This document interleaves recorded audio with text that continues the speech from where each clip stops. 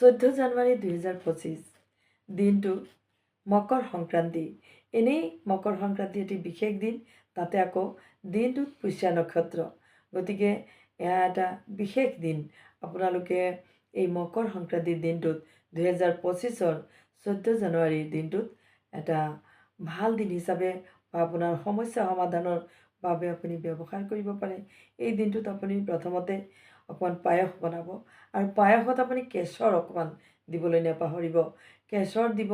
আপুনি এই পায়স বনাওঁতে উপবাসে থাকিব আৰু শুদ্ধ বস্ত্ৰ গা পা ধুই ভালদৰে আপুনি পবিত্ৰ মনেৰে পায়সখিনি বনাব। তাত আপুনি কেশৰ দিব, লগতে অকণমান তুলসী পাত দিব। দি পেলাই আপুনি এই পায়স বনাই আপুনি এটি দেৱী মন্দিৰ, লক্ষ্মী মন্দিৰ, দুৰ্গা মন্দিৰ, কালী মন্দিৰ, শিৱ মন্দিৰ, বিষ্ণু মন্দিৰ বা যিকোনো মন্দিৰ আপোনাৰ ওচৰত আছে তালৈকে আপুনি যাওক। গৈ পেলাই আপুনি এই পায়সখিনিৰে ভোগ দিয়ক। ভোগ দি পেলাই আপুনি নিজেও ল'ব আৰু আনকো বিলাব। যিমান পাৰে সিমানখিনি বিলাব। আৰু বিলাই পেলাই আপুনি এই পায়স আপুনি বিলাই আপুনি যেতিয়া ঘৰলৈ আহিব, আহোঁতে আপুনি অকণমান এটুকুৰা ৰূপ হ'লেও আৰু অকণমান বগা বস্তু, যেনেকৈ ধৰক আপুনি চাউল কিনি ল'লে অকণমান চাউল কিনিব আৰু অকণমান এটুকুৰামান ৰূপ কিনিব, বা যিকোনো আপুনি ৰূপৰ বস্তু কিনিব পাৰে। কিনি লৈ পেলাই সেয়া আপুনি ঘৰলৈ লৈ আনিব। ঘৰলৈ আনি পেলাই সেয়া আপুনি কাপোৰত, বগা কাপোৰ ল'ব, তাত টোপোলা বান্ধি আপুনি আপোনাৰ ধন ভঁৰালত স্থাপন কৰিব আৰু মনে মনে মা লক্ষ্মীৰ আৰাধনা কৰিব। আপোনাৰ ধন সম্পৰ্কীয় যিবিলাক সমস্যা সকলো নাইকিয়া হ'ব। আৰু আপুনি যি ৰূপ থলে, ৰূপ আটাইতকৈ পবিত্ৰ ধাতু।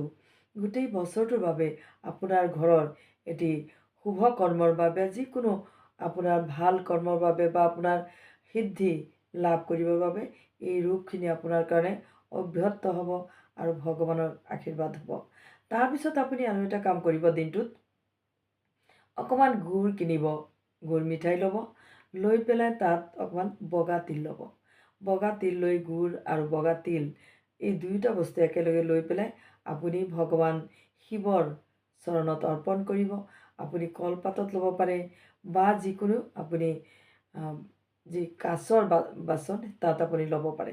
লৈ পেলাই শিৱ ভগৱানৰ চৰণত অৰ্পণ কৰিব আৰু প্ৰাৰ্থনা কৰি আহিব যেন আপোনাৰ যি ঋণ হৈছে, বহুত ধন টকা পইচা যদি ঋণ হৈছে, আপুনি ঋণ মুক্তি কৰিব পৰা নাই, যেনেকৈও হওক আপুনি ঋণৰ কবলৰ পৰা পৰিত্ৰাণ পাব পৰা নাই, এনে অৱস্থাত আপুনি ভগৱান শিৱৰ চৰণত বহি পেলাই অকণমান আৰাধনা কৰিব, প্ৰাৰ্থনা কৰিব আৰু আপুনি